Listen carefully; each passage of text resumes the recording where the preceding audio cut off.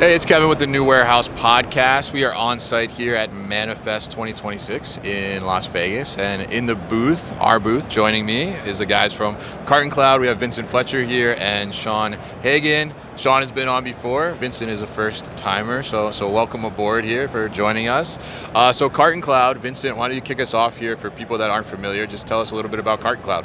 Yeah, absolutely. So we're a product that is a combined warehouse and transport management system.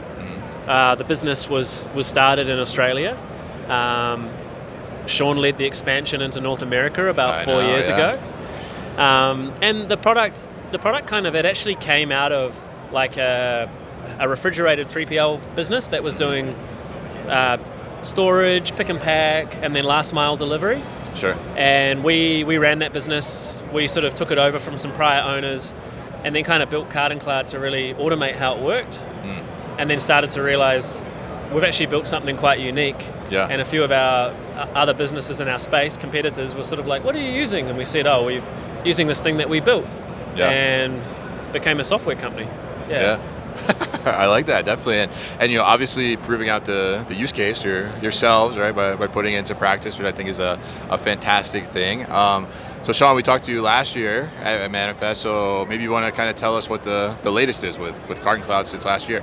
Yeah, so it's been a really exciting year for us. I think last year, it seems like just yesterday, but AI was still very much at its formative stages. Yeah. Since then we've seen that probably be the main theme from a technology perspective.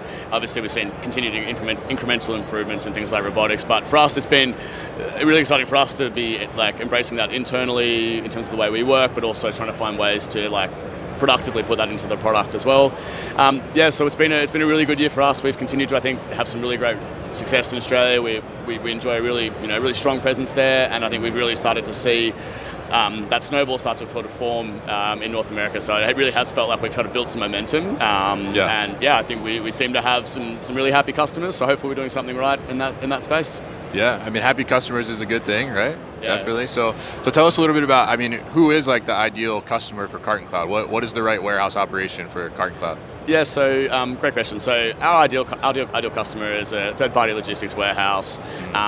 Maybe 1 to 5 sites, 1 to 10 sites. And what we love is we love the reality of logistics. We are not an e-com specific. We are not just B2B. We can do anything under the sun. We're really good on the refrigerated logistics side. We're really good on the solar panels, and we can do the high-volume e-commerce fulfillment. But what we love is partnering with our customers and helping them go and provide more services to their customers, being able to say yes to new business with confidence. Yeah. So that's really our ideal customer profile.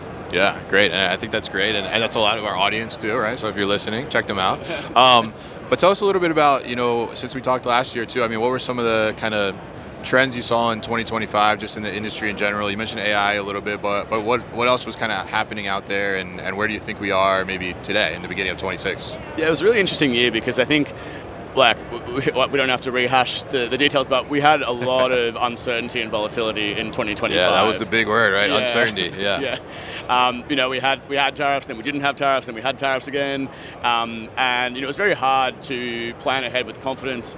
We saw continuation of labour market shortages and rising costs. Put a lot of pressure on operators who essentially, had to be able to do more with the same or less. It wasn't like you could go and hire more staff if you needed them, even if you could afford them at the same time. And so I think what we saw was resilience and flexibility became a buzzword. It wasn't who guessed what was going to happen, it was who could respond quickly to what would happen, and again, work really closely with their customers. So there's sort of this overarching, not negativity, but it was a tough year. It was hard work for a lot of operators.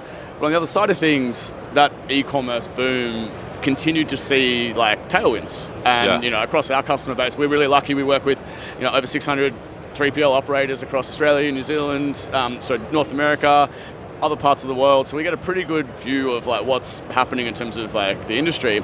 Order volumes are up 24% year on year. The peak was up 33% year on year. So you have this one warehouse that has to flex to get some pretty crazy volumes in November, December, and then also be able to kind of scale back and support customers through the quieter period. So it was a weird year for operators. And then in the background you had AI coming in and sort of potentially changing everything.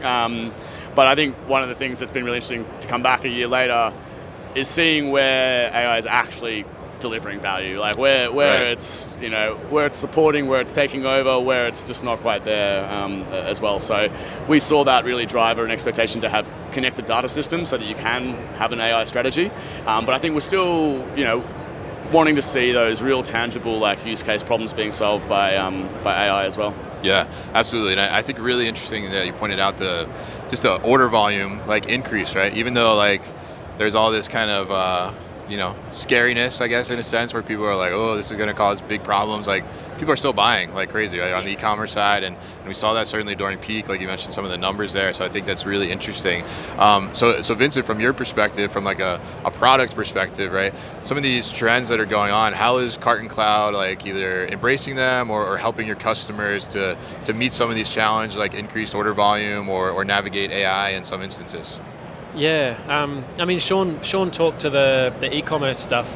Yeah. And historically, going back a decade, Carton Cloud was predominantly used by B2B companies. Okay. Sort of food and beverage type stuff, going into bars and restaurants and cafes.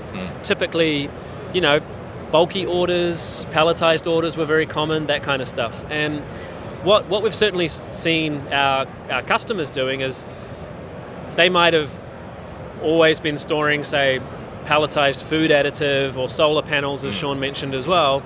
But then all of a sudden they'll bring on a customer that needs them to do 600 orders a day, like D2C type stuff that just has to go straight out. And it's totally different workflows and that kind of thing that you need there. And so, our last 18 months has really been on padding out what's needed to fulfill large numbers of orders as opposed to large orders. Yeah. And so we've been doing heaps of work there, more storefront integrations, now a lot of carrier integrations, just the, things in the application, like pick-to-tote type flows, this sort of stuff, a completely revised packing process in our application and on the desktop app as well. Because what we found was that the stuff we'd built, it was great when you were dealing with, say, an order that contained 60 items, but it wasn't as fast for processing 61 item orders. And so that's been the big thing, because we're just starting to see that so many more of our customers are having to branch out into doing things that are quite different to their existing work. Yeah. And they'll have all of these, they might have 95% of their warehouse filled up with a handful of products, palletized products. Then they'll have one area where all of their staff are concentrated the entire day, and they're just shipping stuff out direct to customers. Yeah. It's just totally different workflows. Yeah, absolutely. And I think it's important you mentioned the variation in kind of operations there and what can happen. And I love how you're looking at all of those and trying to address them, right? And making sure that we do that, because we see too, a lot of 3PLs, right? Even though maybe they were strictly focused on e-commerce, right? Now they're also seeing where the brands, they are getting into retail, right? So now how do we do that wholesale, right? And how do we do retail compliance and things like that? And that can be a learning experience for the 3PL just as much for the brand, right? So very interesting to hear that. And I'm curious, you mentioned AI a couple times, right? So how are you all kind of embracing AI or working with AI? So, I mean, I would say most software companies are, we're using it very heavily internally, particularly in engineering, but also in other areas. Things that previously you just kind of go, it's too hard to automate that task. Things like, say, drafting release blogs for new product functionality. That kind of stuff can be done by AI now. You still go through it and maybe modify it a bit. Yeah. But it's you can just feed into it, hey, here's all the information about the project, produce this out, drafting knowledge base articles, that kind of stuff. Using it, drafting support tickets. And often it will be sometimes it will actually suggest something, and the human operator who's sort of reviewing it before they send it back to the customer is oh man, I forgot about that. It's I like that. Oh, and the fact that it can just drop in the links to everything in the knowledge base so quickly as well, massive internal gain. We're also using it, we sort of have an internal tool where we can kind of modify workflows for people within Carton Cloud. Okay. And it's historically been a lot of clicking on drop-down boxes and doing all this stuff. This is our own staff configure that. But with AI, they can actually just generate essentially the entire thing with a handful of prompts and a couple of examples. And so huge internal efficiency. And I think the step for us now is like our product has a lot of settings. And I imagine if you've used other TMS systems and WMS systems or ours, you would know that like these systems do end up with a lot of different things that you can configure and change. Yeah. And a key thing for us is that historically that has very much meant that the customers have to go to our knowledge base. They have to kind of identify, to get this desired outcome, I need to like turn this on and turn this other thing off, blah, blah, blah, and then it works. Being able to assist them there with AI, to have it just configure those things, huge advantage, massively, accelerates the onboarding process because they don't have to learn the absolute depths of the settings to get the thing tailored really well. And so that's super exciting for us, and it's such a good use case because for an AI bot, it's not like it then impacts your say order picking speed. It's not having to run AI queries at that time. Sure. It's just doing it on the configuration side, and then you have the desired workflow baked in, and it's just running standard procedural code. So yeah, certainly starting to implement those kinds of things into the product as well, which is really cool. Yeah, absolutely. And Shaun, anything you want to add there? Because you talked a lot about AI in the beginning, so I'm curious your thoughts on like what do you see? I think like one of our like sort of internal mantras is like AI is a tool. Like you have to solve a real world problem with it. So it almost kind of break it down into three tracks. So Vincent, exactly right. We are heavily using it internally because how can we know what it can do in our product if we don't know what it can do for our organization? And quite frankly, we're a type of organization as a tech company where most of the products that are coming out of AI are pretty much targeted at our sorts of organizations. The tools the developers have, I wish that our finance team or our customer success team had the same level of sophistication, and they will. So we know we need to be using it so that we know what it can do, so we are solving problems for customers with AI in mind. Secondly is, how can we make their experience better? Setting configuration, decision support, insights, exception reporting. Where can we use AI in the tool? But then one of the other big lessons we've had from an AI perspective is, and there's been some content on this over the last couple of days, is we don't necessarily get the most value out of the AI add-ons to the products we use internally. So it would probably be a little bit naive to expect that we are going to be able to develop an AI tool that's going to be the most useful for them. But what we do use internally is when we can connect multiple systems into AI agents that can that's where you start to get into a genuine sort of like workforce enablement where you're able to kind of look across multiple systems. So that making sure that we are a very modern AI forward architecture is as important for us as making sure that we have the right AI tool in our product, because I think that's what sets you up to be a really strong part of a customer's AI strategy, and then then they can kind of pick how they want to use AI for their business, and you can work in with them seamlessly. Yeah, and I think that's a great approach because there is so many different solutions out there. I mean, we see them all around us right now, today, right? So, like being able to help with that strategy, I think is really important. You want to add something? Yeah, just one thing that like we're starting to notice because we're doing this ourselves is that it's massively democratized and accelerated, like the ability for you to be able to basically build a API-based add-on to a product. So if you already have, say, some sort of software and you essentially want to just extend it for your business case, provided that software has a strong API, you can go into Lovable or Replit or one of those tools and essentially just vibe code something that does that. And we certainly can see that being the way that some of our customers will be solving problems that are kind of so bespoke, it doesn't really make sense for, say, us to go and build a specific module around. Sure. Whereas for them, they could potentially get somebody and in a couple of days whip this thing up that solves a real core business issue for them, just talking in and out of our APIs. So that's certainly like a huge focal area now for us, which is like, okay, historically people can do some things through our APIs, and a lot of the stuff has just been sort of like, why would someone need to pick an order through our API? It doesn't really make sense. But now it's like, well, actually, they might have such a bespoke workflow for picking that they actually just want to drive our API to get it done. And so the way in which we deliver the product to them, we can see certainly changing from, say, everyone just using our app to, maybe 90% of customers using our app, and the other 10%, they've actually built their own Android thing because they need X, Y, and Z as well. All right, so Shaun, thanks for joining us. Shaun's got to run to a meeting. He's got to do some important things here at Manifest, but we're going to continue with Vincent here. So Shaun, thanks very much for joining. Kevin. We'll continue the war on paper next year as well. So, of course, keep fighting the fight. All right, so Vincent, you mentioned there something interesting because I've seen online a little bit, right, and not just in the warehouse industry, but just business overall. From an AI perspective, there's starting to be some, I think, questioning for folks, right? Like, oh, should I invest in this software because I can just, like as you said, spin something up in Lovable or maybe like Claude Code now too as well. So as a software provider, right, how do you approach that from your strategy to make sure that, kind of a little bit what you're talking about there, how do you pick and choose, like, we should build this feature or maybe we should encourage our customer to build it themselves? Like, how do you find that balance? Yeah, I think for us now, like for us to bother building something and putting it in the product, it needs to be something that, kind of at least 40% of the customers would use. Yeah. And generally you can do it in a way where it's like you can kind of get from 40% to 70% by also adding in some options and things like that around it as well, so they can kind of customize their use of it and that kind of thing.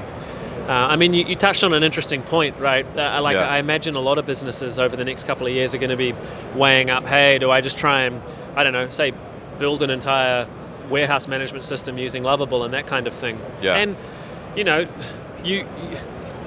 it's such an interesting thing because it gives you feel like you've built a production-ready app immediately. Yeah. But I mean, one of the things we find, even using it not so much Lovable, but even using these AI coding tools ourselves, it's like taking it from sort of what it's first produced and actually getting that into kind of production-ready code. It generally requires a lot of extra work, and it's like trying to take it from the 80% that you get almost for free and converting it to the 100% that's needed when you're, say, like providing a SaaS application like ours to 600 businesses. It's still surprising how much extra work that 20% takes. Yeah. It's like 80% of the effort is in getting it from where the AI got it to at the start and getting it to that next point. And so for a lot of these things, I think people will be like, say that just one business needs one flow. They can absolutely go and AI build it. Sure. And, even if it breaks, it's fine. It's only their business. Yeah. Like, they can probably call the guy upstairs and be like, hey, look, when I do this, it does this. Like, can you go and fix that problem? Blah, blah, blah. Whereas for us, we can't do that, right? We can't release something that's flaky. We have to make sure that it covers off a very wide variety of use cases. So in general, like even in the design process, it's significantly broader than, say, what you can do when you're just trying to solve for this one use case. Yeah. And so I think that'll kind of be the differentiator. It's like the software like ours will sort of become more of a backbone, but you'll start to see more of these kind of auxiliary tools and these little add-ons. They'll just be built just straight out using Lovable, using other AI coding agents to do it. And that'll be like, it'll be fantastic. Yeah. Very interesting, yeah. And I love that you're kind of embracing it almost in a sense for the customer and kind of recognizing, like, where should we build versus they should build, right? And I think it's a great point too, like that. Yeah, it seems like we can spin this up in AI in a sense, but that 20%, right, is still kind of like a closing factor to make sure that you're getting the repeatable results you're expecting and that reliability as well, right? So very interesting to talk to you here, Vincent, and Shaun earlier too as well. So with Carton Cloud, what's the best way for people to get in touch or learn more about Carton Cloud? Yeah, I mean, you can head to our website, cartoncloud.com. Both Shaun and I are on LinkedIn. Yes, yeah. If you want to suggest ideas for the product, then you can do that on the website as well. We have an ideas portal if that's the kind of stuff that you want to discuss. Yeah. And we actually, I didn't mention that, but last year was probably the best year we've ever had in terms of delivering on the stuff that was actually in there, as opposed to, kind of like things that really we felt the product needed. Yet last year we did a lot of stuff that was purely off the back of customer feedback, which I think we got a lot of like credit for. Yeah, so that was super cool. That's awesome. I love that voice of the customer. Super important. Oh yeah, exactly. I mean, some of the things that people ask for now, I can probably go back and go, hey, have you heard of Lovable? Have you heard of Replit? Like, maybe you can just build that and connect to these APIs and you'll be sweet. Yeah. Awesome. Well, I love that, definitely. And go check out Carton Cloud at the website, and we'll put that at thenewwarehouse.com as well as in the show notes here too. So, Vincent, thank you once again for joining us. Hey, thank you for finally having me on. Yeah, absolutely. Well, Shaun gave you some space, to exactly. Be able to I see why he dragged me in now, because he said, I've got to run off sort of as it's just getting going, and so I need someone else to carry on the conversation. No, all right, fantastic. Well, happy to get you on. Happy to get Carton Cloud on as well. We'll definitely put that information at the website. So thank you so much for joining us. Yeah, thanks very much. All right. Hey guys, thank you so much for tuning into today's video here on our YouTube channel, The New Warehouse Podcast, and I appreciate you tuning in. If you liked what you saw, make sure you subscribe to our channel, and if you like this video in particular, make sure you like it as well. And if you want to get this great t-shirt that you see in the video behind me, Warehouses Are Sexy, head to warehousesAreSexy.com and get your own.